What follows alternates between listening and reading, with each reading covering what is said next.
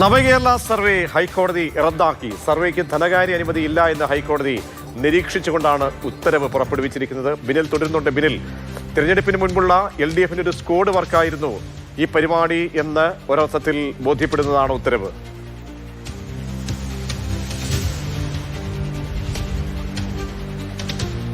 രാഷ്ട്രീയ ആരോപണമാണ് പ്രതിപക്ഷം മുന്നോട്ട് വെച്ചത്, ഹർജിക്കാർ മുന്നോട്ട് വെച്ചത് അതുതന്നെയാണ്. സർക്കാരിന്റെ പണം ഉപയോഗിച്ചുകൊണ്ട് ഇവിടെ തെരഞ്ഞെടുപ്പ് പടിവാതിക്കൽ എത്തി നിൽക്കെ LDF അല്ലെങ്കിൽ CPM രാഷ്ട്രീയമായി അവരുടെ പ്രചാരണത്തിന് വേണ്ടി ഇത് ഉപയോഗിക്കുന്നു എന്നതായിരുന്നു ആ ആരോപണം അവർ ഉന്നയിച്ചപ്പോൾ അവർ മുന്നോട്ട് വെച്ചത്. ഇതിൽ കൃത്യമായും ധനകാര്യ അനുമതിയില്ലാത്ത ഒരു സർവേ നടപടികളുമായി പോകുന്നു, സർക്കാരിന്റെ പൊതുപണം ഇതിനുവേണ്ടി ഉപയോഗിക്കുന്നു, അത് ശരിയായ രീതിയല്ല, ഇത് ധനകാര്യ ചട്ടങ്ങളുടെ വിരുദ്ധമായിട്ടുള്ള നടപടിയാണ്, ബഡ്ജറ്റ് നിർദ്ദേശങ്ങൾക്ക് വിരുദ്ധമായിട്ടുള്ള നടപടിയാണ്.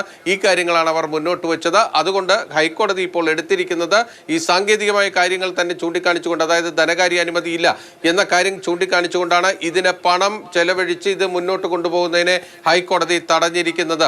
അതോടൊപ്പം തന്നെ മറ്റൊരു പ്രധാനപ്പെട്ട കാര്യം, അനുമതിയില്ലാതെ പണം ഉപയോഗിച്ചു കഴിഞ്ഞാൽ അത് തിരിച്ച് സർക്കാർ ഖജനാവിലേക്ക് അടയ്ക്കേണ്ടിയും വരും. ഇവിടുത്തെ ഏറ്റവും പ്രധാനപ്പെട്ട പ്രശ്നമായിട്ടുള്ളത് രാഷ്ട്രീയ ആരോപണം തന്നെയാണ്. തെരഞ്ഞെടുപ്പിന് തൊട്ടു മുൻപ് CPM അവരുടെ കേഡേഴ്സിനെ ഉപയോഗിച്ചുകൊണ്ട് സർവേയിൽ നടത്തുന്നു. ആ സർവേയിലൂടെ ജനങ്ങളിലേക്ക് പാർട്ടിയുടെ ആശയങ്ങളെ എത്തിക്കാൻ ശ്രമിക്കുന്നു, സർക്കാരിൻ്റെ വികസന പ്രവർത്തനങ്ങളെ എത്തിക്കാൻ ശ്രമിക്കുന്നു. അല്ലെങ്കിൽ ഇനി കൂടുതൽ എന്ത് വേണം എന്ന് ജനങ്ങളിൽ നിന്ന് ഈ സർക്കാർ പണം ഉപയോഗിച്ചുകൊണ്ട് സർവേ നടത്തി വിവരശേഖരണം നടത്തുന്നു എന്നതായിരുന്നു പ്രധാനപ്പെട്ട രാഷ്ട്രീയ ആരോപണം. അതുതന്നെയാണ് പ്രതിപക്ഷം മുന്നോട്ട് വെച്ചത്, ഹർജിക്കാർ മുന്നോട്ട് വെച്ചത്.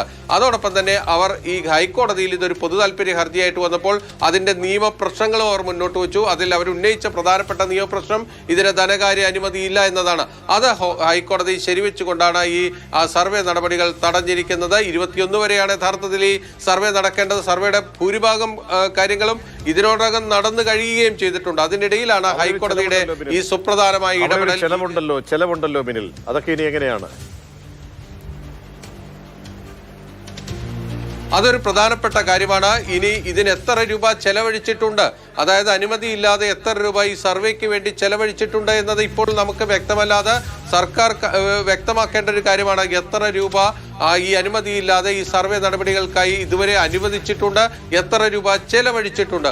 ആ ചെലവഴിച്ചിരിക്കുന്ന തുക ഇപ്പോൾ നിയമവിരുദ്ധമായി ചെലവഴിച്ചിരിക്കുന്നു എന്നതാണ് ഈ ഹൈക്കോടതിയുടെ ഉത്തരവോടുകൂടി വരുന്നത്. അപ്പോൾ സ്വാഭാവികമായും ആ പണം തിരിച്ചടക്കേണ്ട ഒരു അവസ്ഥയിലേക്ക് വരും.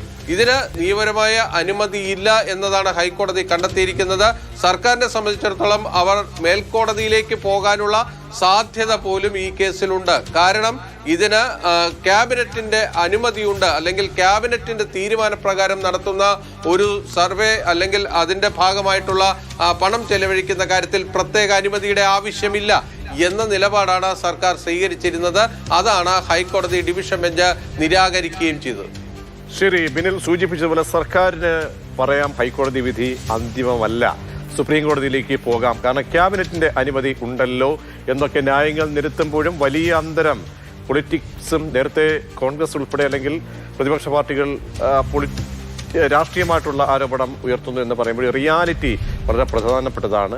അതിലെ വലിയൊരു അന്തരം അത് കാണുന്നുണ്ട്. ഈ ധനകാര്യ വകുപ്പിൻ്റെ ഓരോ കാര്യങ്ങൾക്കും ധനകാര്യ വകുപ്പിൻ്റെയൊക്കെ തന്നെ അനുമതി വളരെ പ്രധാനപ്പെട്ടതാണ്. അപ്പോൾ ആ ധനകാര്യ അനുമതി ഇല്ല എന്ന് ഹൈക്കോടതി കൂടി ഈ വിഷയത്തിൽ ബോധ്യപ്പെട്ടിരിക്കുകയാണ്.